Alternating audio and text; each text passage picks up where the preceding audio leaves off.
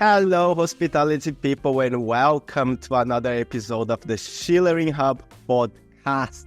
Today, I have a Canadian from British Columbia, a mother of two girls with 10 years experience as a general manager, and actually a skilled cake maker. Don't ask me how I know that. Christine Malfair, welcome to the Schulering Hub podcast. Thank you so much, Mauricio. I love the cake edition. I did some digging just for the show, but your cakes are amazing, actually. So it's not what we are going to be talking about, but it's worth the mention. Christine, you've been working as a general manager for over 10 years, got a lot of experience, but what brought you to my attention was your work with independent hotels, with marketing. But let's go back a little bit and try to figure out how did this hospitality life started to? Yeah, well, it really peels back, and I'll condense the story as much as I can. But it goes back to, when I was 18 years old, I was trying to figure out what I wanted to do with life. I had been in interior design. Prior to that, I'd always worked in a paint store. So I was doing paint and wallpaper and interior design stuff. I thought that would be the path. But then I made a list, and the list was I wanted to learn different languages. I wanted to travel to different countries. I wanted to experience different foods and all of those types of things. And I just really thought, hospitality also includes design, and I could just have it all in hospitality. So that was the course. So after 3 years of school in tourism management and marketing, I moved on to work on cruise ships. Well, I had some front desk positions, and those were really my first taste of being in a hotel. And then cruise ships, and then I landed in Western Canada. So that's a very, very condensed version, and started working in front desk operations, revenue management and reservations, the departments. And then from there moved into a rooms division, and then to a general manager's role for several years, and then transitioned out of the GM's chair to marketing for hotels. Because as a GM, I had been doing marketing, but I just found that it was really one of the last things I could get to. It was not as optimal as it could be if I gave it more attention. And I knew that there were other hotels out there that probably needed some assistance too in the smaller independent properties. So then, in 2010, I started Malfair Marketing to help hotels with exactly that, to come along and support GMs like I was at one time with revenue and revenue growth and optimization. That's an amazing story, by the way. Are you missing the list of accomplishments that you wanted to achieve when you got to hospitality? How is that list going? Yeah, that list has kind of quieted once you have a family. So yes, I grew up north of Toronto. And so leaving Toronto and just packing my car and driving to Texas, where family was at the time, saying, I'm going to go work on cruise ships, I really felt like I was really living into that.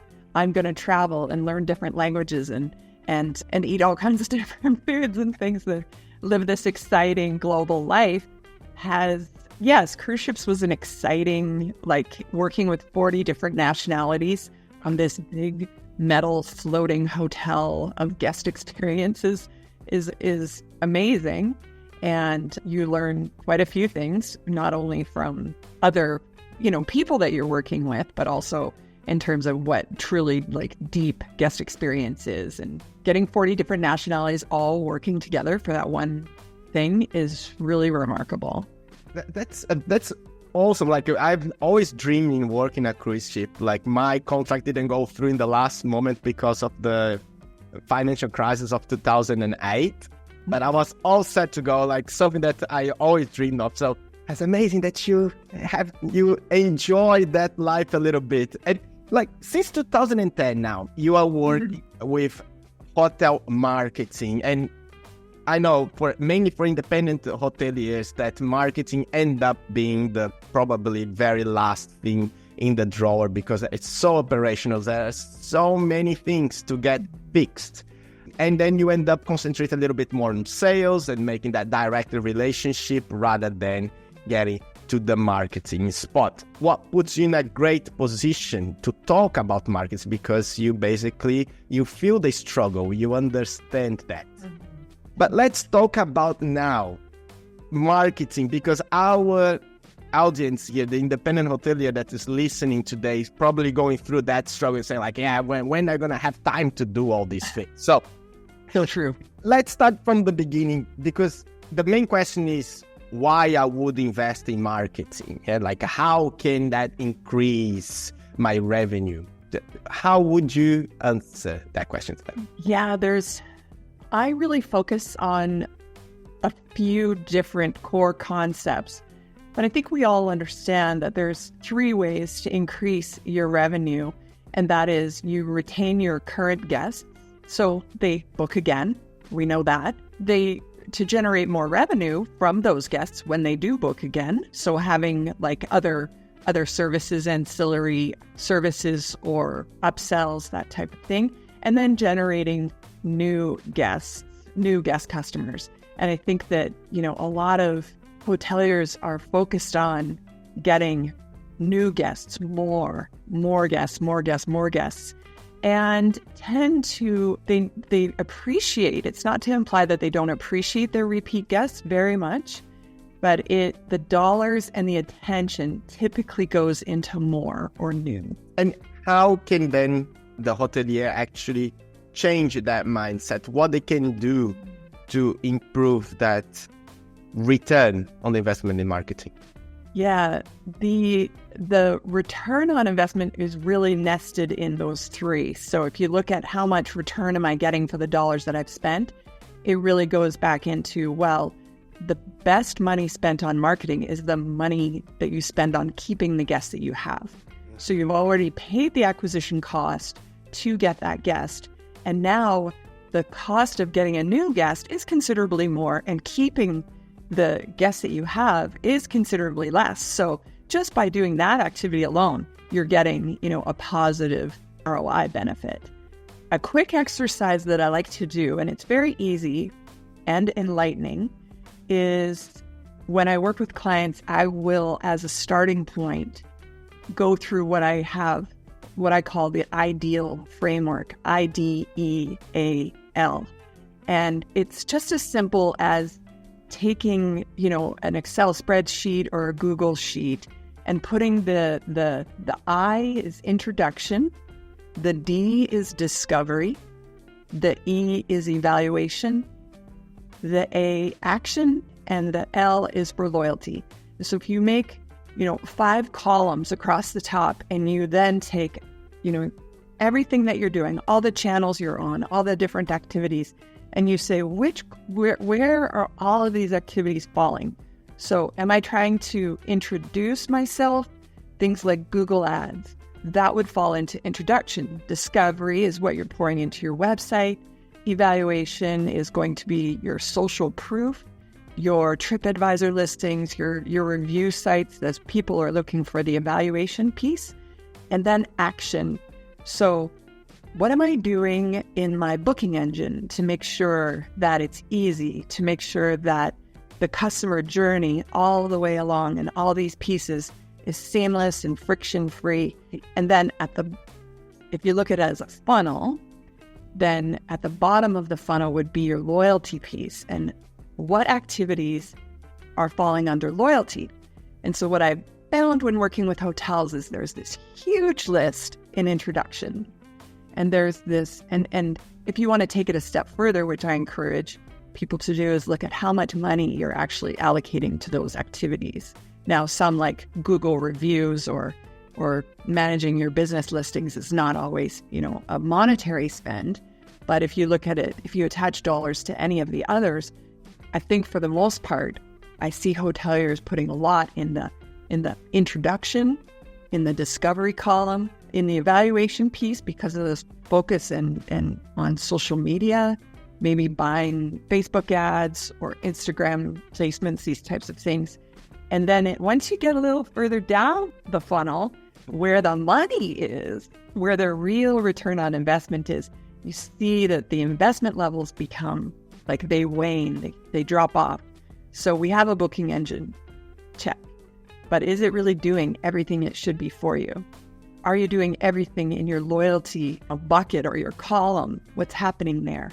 And I think, we could have a whole podcast about loyalty programs, but all in all, the question to ask yourself about loyalty is, do you actually have a loyalty program or do you have a marketing program? And they're two different things. And you sorry? Yeah, no, go ahead. No, because you point something that very interesting here when you come with the hotelier investing a lot in the discovery part, but then it's stopping just short of the action, right? So you do everything that you can and invest all the money and resources you can into being discovered. But then when it gets to action and loyalty, they fail sometimes. With your experience with the people that you've been talking to and dealing with, what is the main reason why they stop short there? Oh, well, I think that a lot of it is the shiny syndrome. There's the new thing. There's so many more tools, resources, talk about the upper level of the customer journey, how to acquire new customers. I think there's so much focus on that. If there's a lot of focus in the hospitality industry when you go to conferences, events, when you're speaking with other vendors, who's actually calling on you, Like, I've really only seen loyalty companies start making calls to hotels in the last 6-7 years. Like, it hasn't been a real strong point. Now, big brands, they're in the loyalty program.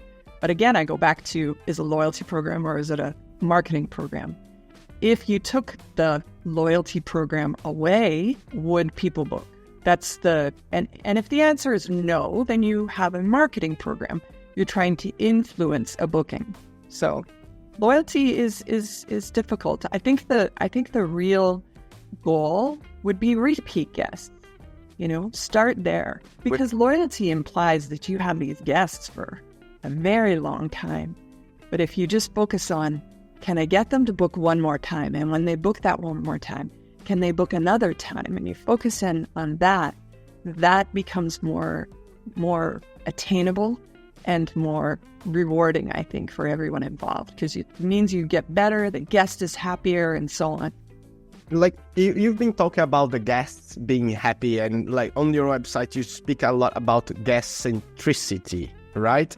Now, mixing these ideas with the action, the guests being happy, does it mean that the hotel shouldn't cut short in doing the market and selling, but actually provide what they are talking about, or having that face to convince the guests that they are in the right place? Yes. So if I hear your question is like, be who you say you are.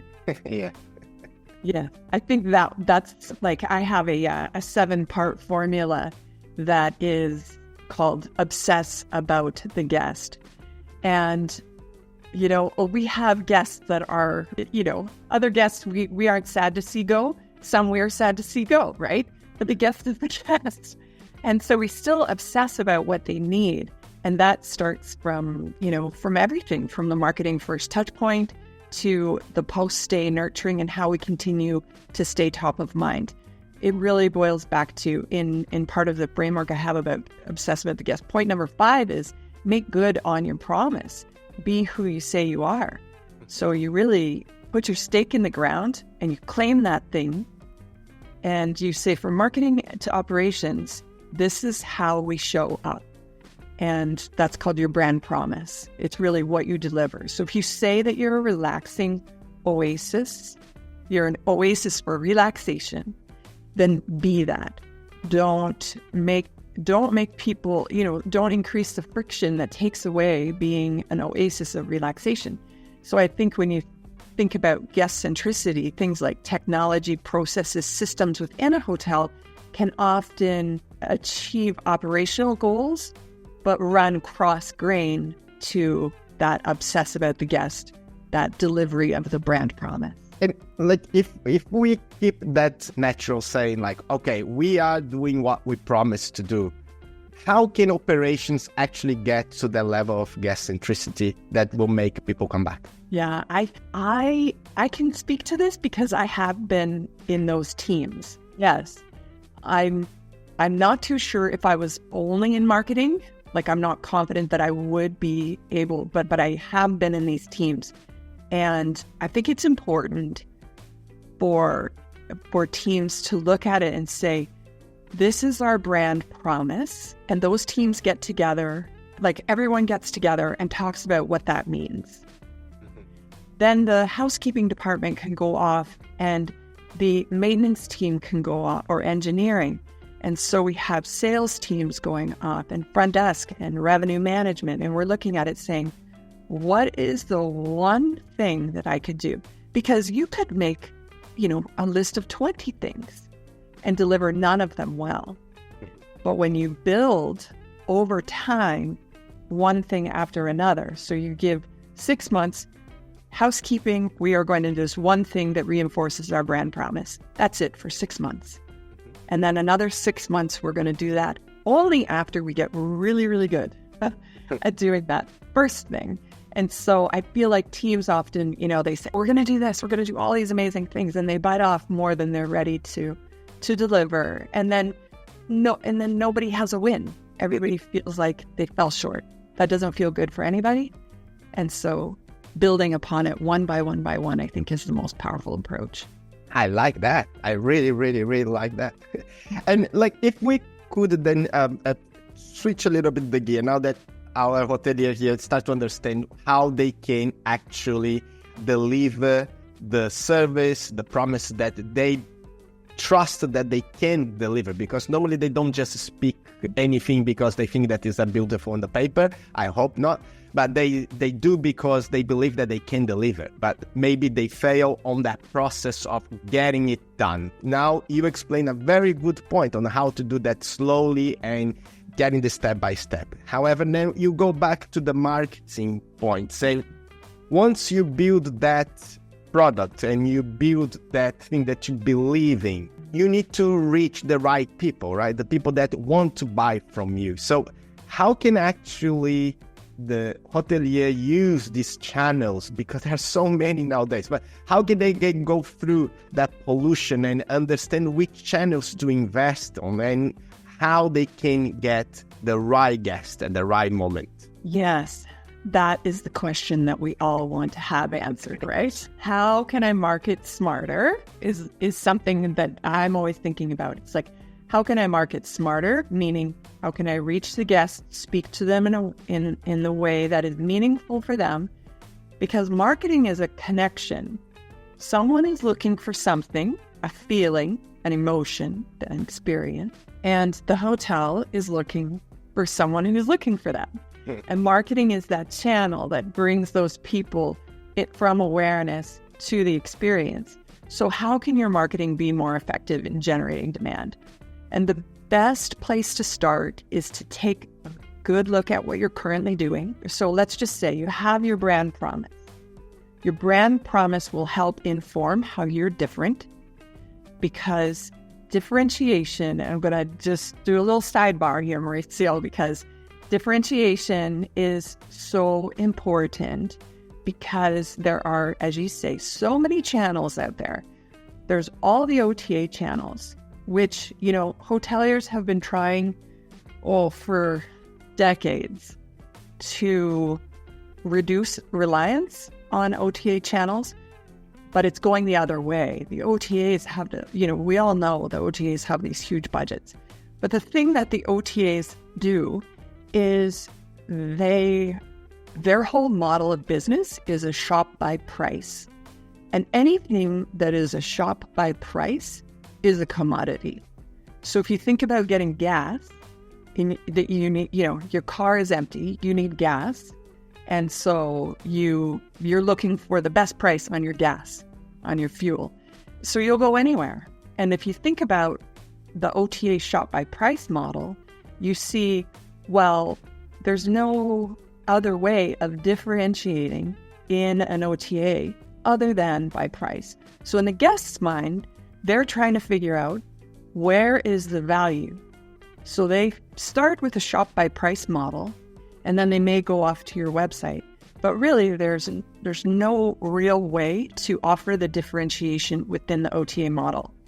There's some other, things that you can do. You can have really unique photos. I think that's one of the best ways, is just to have a really, excellent gallery that shows off what your brand promise is and how you're different. That would probably be the one of the most effective ways in the OTA model.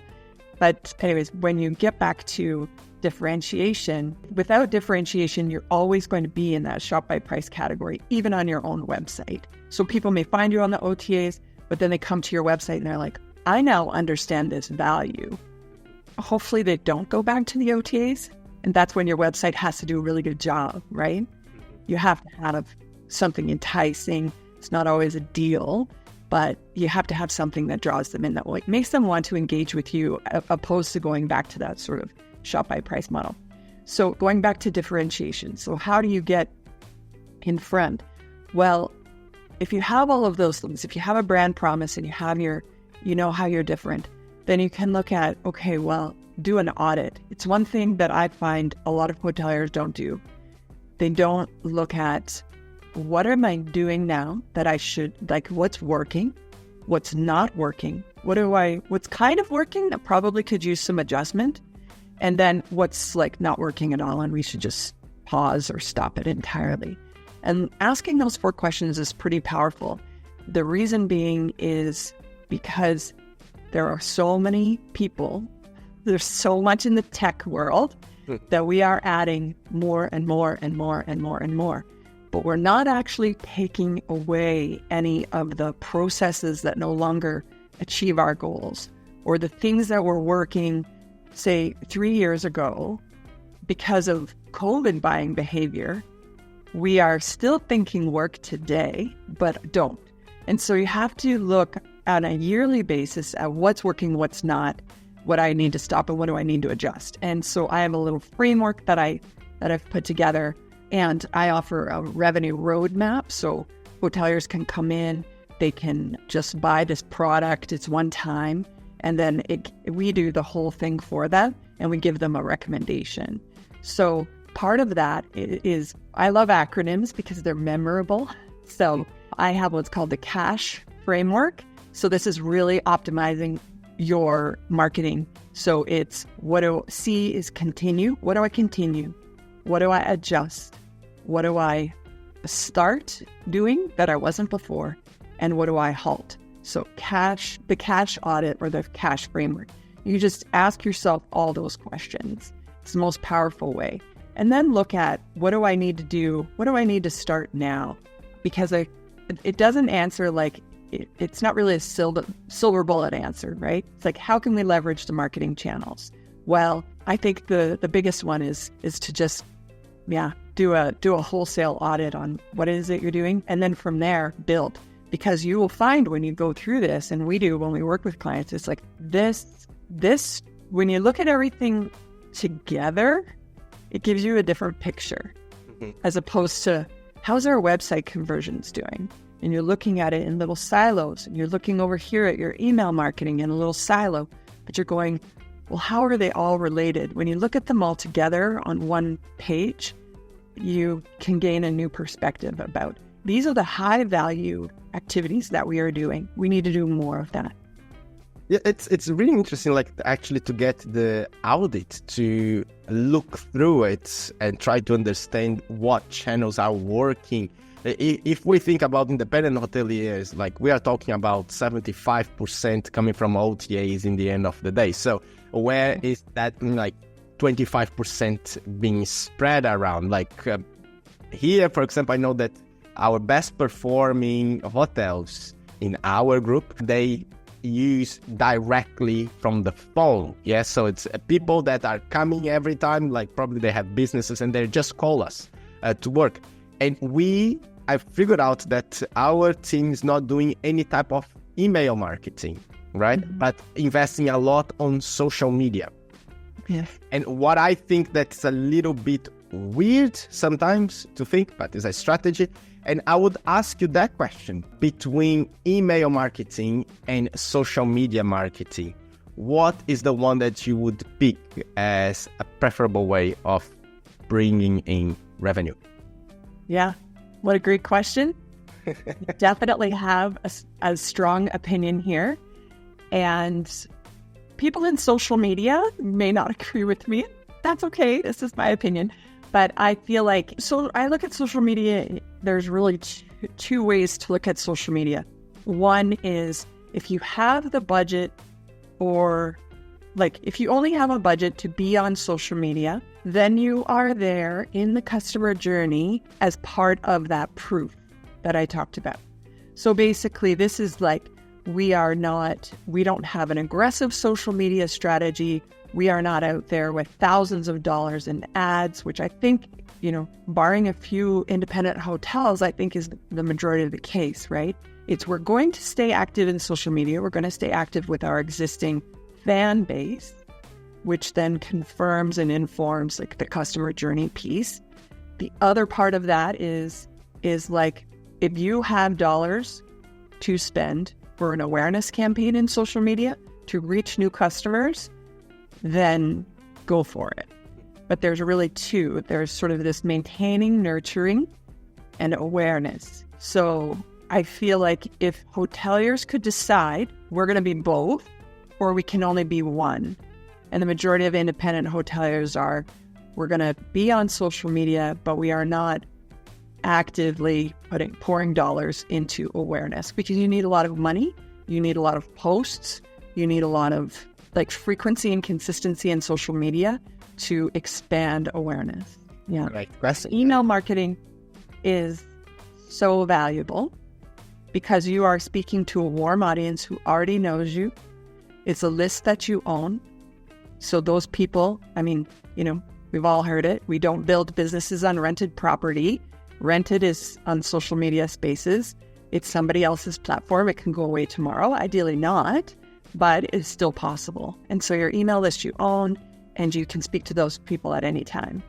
And a lot of hotel marketers say, well, my email list is so small. And I always like this little, well, if all those people were in your conference room or in your hotel, would you be happy with that? Would you be happy with 2,000 people coming? Some of my clients have 11,000 people. I'm like, if you had 11,000 people to send on your hotel that want to hear from you, that's pretty powerful. True. And let's move towards the future a little bit, because that's an important piece of what we're trying to achieve here, is to try to understand what the future brings. Yeah. What's the future looking like for you, Christine? I think, well, the future of marketing, the future of hotel marketing, is that... Well, you can speak about the future of hospitality, the future of hotel marketing, the future of hospitality marketing, but what the future brings. Yeah, I would like to think that marketing in the future, marketing and sales are not siloed, that they are one team, and that also, and this is my GM brain speaking, but that all teams come together to align towards the customer experience. It's fine for different departments to have their own KPIs, their own key performance indicators. I think is really important to have those. But the number one, my desire for the future is that the hospitality industry aligns with one goal, and that's the guest experience. That's the obsess about the guest, because that is the path to revenue. Doing that well is the path to revenue. So we get distracted by all these other things because the teams are siloed. But if they all came together in this one unified mission, then I think those will be the most profitable hotel hospitality businesses in the future. I see that the work with marketing with you comes a lot of operational challenges that you bring in and you discuss with them and you try to help them to solve that, right? I do, because I like that. I was on the front line serving the guest, and And that really, it is such a, it's not always easy, and hospitality comes with so many challenges, but it is truly very rewarding and fulfilling to be in service to others. Yeah, I believe that like every hospitality person, everyone that worked with hospitality, worked with the guests and became a consultant later on, they're still trying to help the actual guest experience, because that's where the love is, right? Is that interaction. That's true. And if you can help them to operate in a better way, and they are feeling the guests and the guests are feeling them, basically you are there with your face, feeling the guests, feeling that energy. Is that right? Oh, so good. Christine, how can our audience get in touch with you and learn more about your work? Yeah, thanks for asking. Malfairmarketing.com is my website. And so there's 3 ways. One is malfairmarketing.com. The other is through LinkedIn, Christine-Malfair on LinkedIn. And any subscribers to, I have a newsletter called the Hotel Marketing Gain.